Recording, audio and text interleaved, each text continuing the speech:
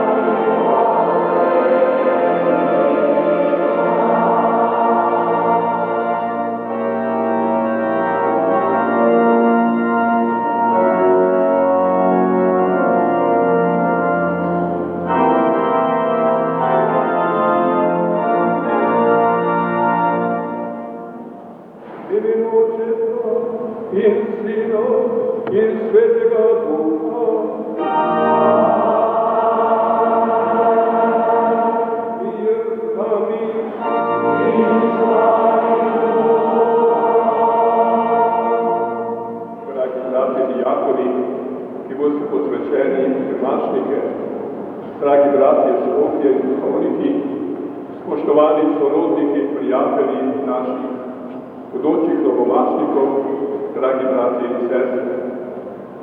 Presrčno vas pozdravljam v ljubljanski stolnici ob najlepšem dnevu, ko doživljamo duhovniško posvečenje. V duhu smo povezani s škofijo Maribor in Koper, ki je prav tako danes doživljala duhovniško posvečenje. Dolgo so se ti naši kandidati pripravljali na ta odločilni dan v njihovem življenju. Pripravimo se sedaj tudi mi, da bomo uredni prisostvovati Božjemu delovanju med nami, v evharistični daritvi in v posvečenju duhovnikov. Oh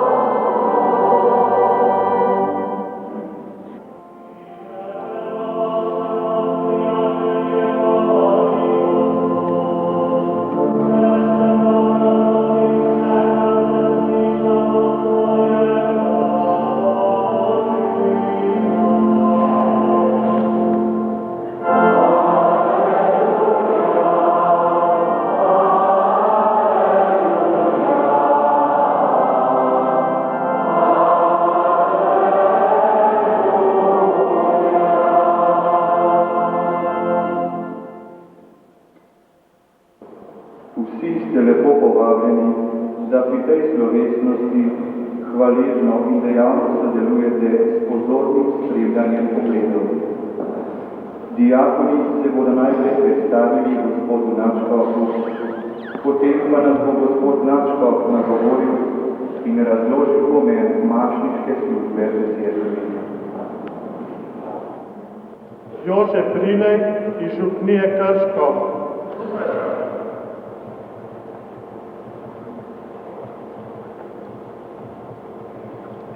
Igor Dolišek iz župnije Brdo. Tukaj sem.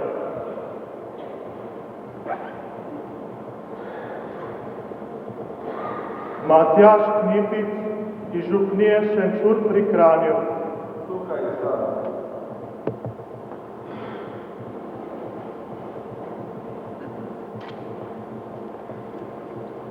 Pavel Okoliš iz župnije Stari Trg pri Ložu. Pomočjo Gospoda Boga in našega prešelika Jezusa Kristusa izberemo in naše brate samašnike. Bogu hvala.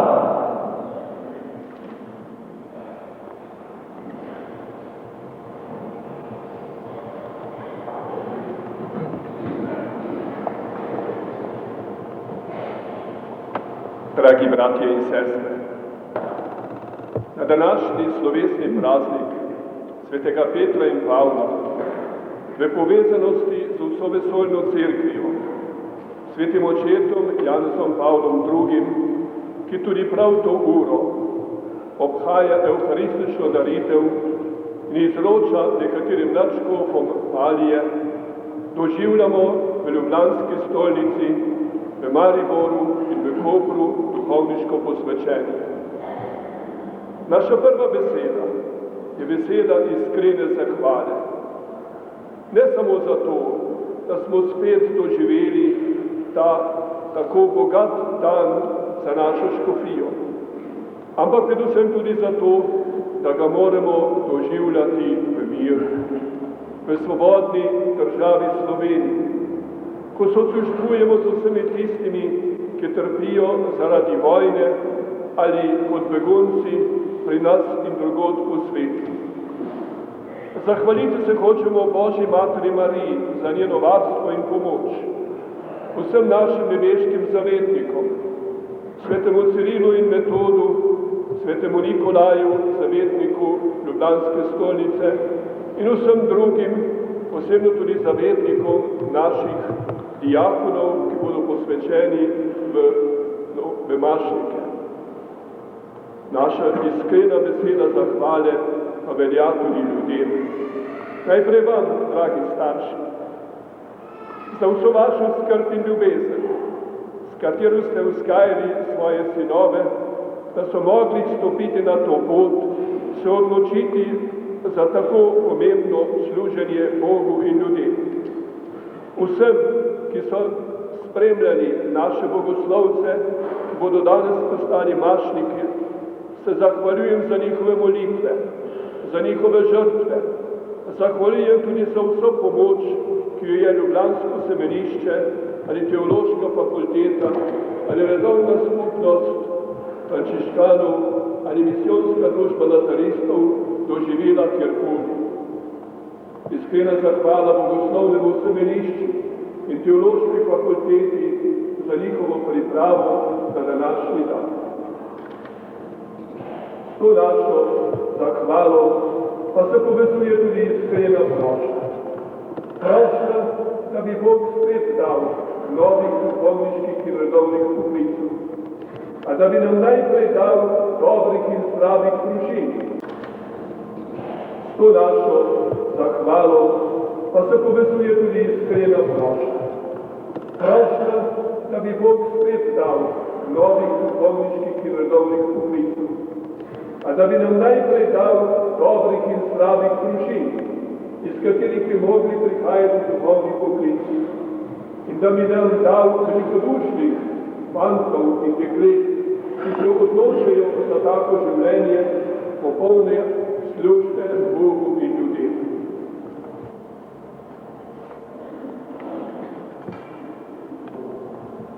Prav tako boste upravljali službo posvečevanja v Kristusu. Duhovno daritev vernikov boste dopolnjevali svojo službo in združevali s Kristusovo daritvijo, ki jo boste v sveti skrivnosti na oltarju nekaj malo darovali. Ugledajte se, kar delate. Ravnajte se po tem, kar opravljate, ker boste v krajne milosti Gospod v smrti njegovega obštajenja si prizadevajte, da boste v sebi zavedali vsako grešno draženje, da hodite po poti novega življenja. Dragi prijatelji, preden boste postali mašniki, morate pred ljudmi javno izpovedati, da hočete sprejeti to službo. Ali hočete duhovniško službo, temačniške vredu, kot vesti sodelovci škofu, kot vodstvo Svetega Duha, stalno upravljati in tako voditi Božje ljudstvo. Ali hočete Kristusove skrivnosti, Božjo slavo in posvečenje krščanskega ljudstva, po izročilu Cerkve pobožno in zvesto odvajati.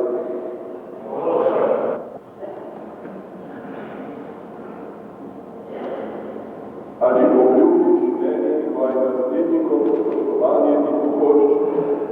Obljubi Bog, ki v tebi dobro delo začel, da ga tudi dokončal.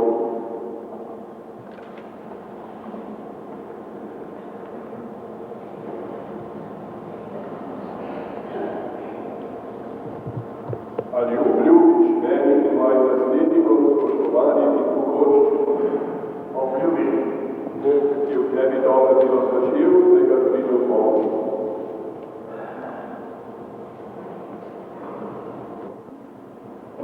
Mašnik predstavlja Kristusa, ostane pa še vedno slaboten in neviden človek. Obrnimo se zdaj v molitvi k Bogu z gorečo prošnjo za naše novomašnike, da bi čim bolje opravljali duhovniško poslanstvo. Izbrani so doležali zledi. Vsi ostali pa bomo pričeli deliti za mir v srcu. Naj se naša molitev zlije z molitvijo vesolne cerkve, svetnikov nebesi, naših pogojnih sorodnikov in dobrotnikov, za novomašnike in za nas.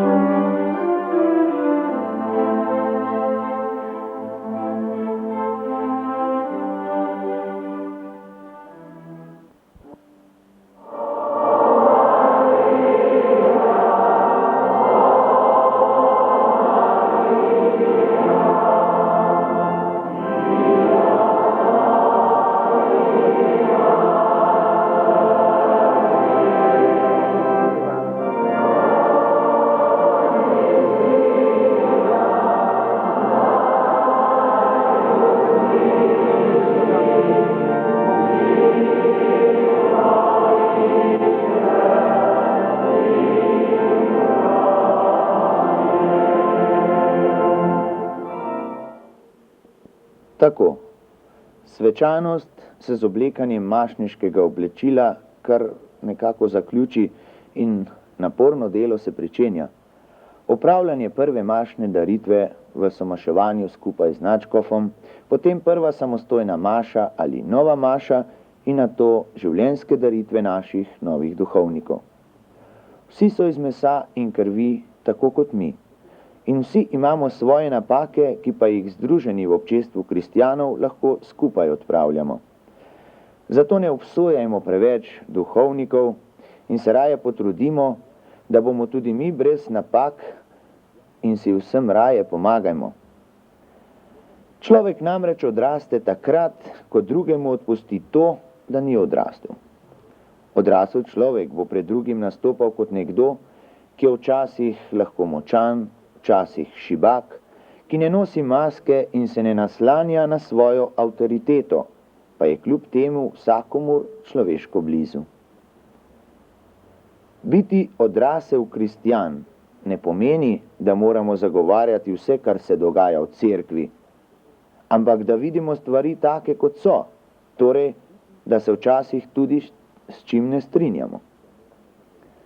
Biti odrasel kristjan pomeni, da je cerkev za nas vse Božje ljudstvo na poti v Božje kraljestvo. Biti odrasel kristjan pomeni sprejemati in ljubiti to cerkev, kakršna pač je. Biti odrasel kristjan pomeni, da naša vera ni odvisna od popolnosti ali nepopolnosti duhovnika in drugih, ampak od našega osebnega odnosa do Jezusa Kristusa, ki v tej naši cerkvi, čeprav nepopolni, živi in jo vodi. In prav sposobnost ali spoznati svoj poklic je to znamenje odraslosti in zrelosti.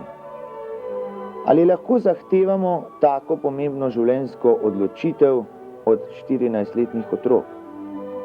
Ali lahko mi odločamo namesto njih, medtem pa vsak dan opazujemo, kako se izgubljamo v množici predpisov in zakonov, ki nas omejujejo in silijo v smer, kakršne nismo izbrali. Izbira poklica je stvar razuma, volje in čustev, predvsem pa ljubezni do zaželjenega dela.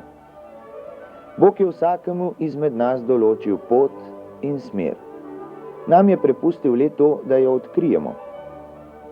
In ni vselej pomembno uspeti po merilih drugih, pomembno pa je rasti in postati odrasel in zrel. Preteklo nedeljo, točneje 4. julija, pa je bila nedelja posvečena Slovencem po svetu. Ker sem imel v mesecu aprilu možnost obiskati naše zdomce v Kanadi in Združenih državah Amerike, sem pripravil krajšo potopisno mašo po slovenskih cerkvah v Torontu, Hamiltonu, Meningu, Chicagu in New Yorku. Vse vas pa vabim, da si jo čez 14 dni tudi ogledate. Do takrat pa z Bogom.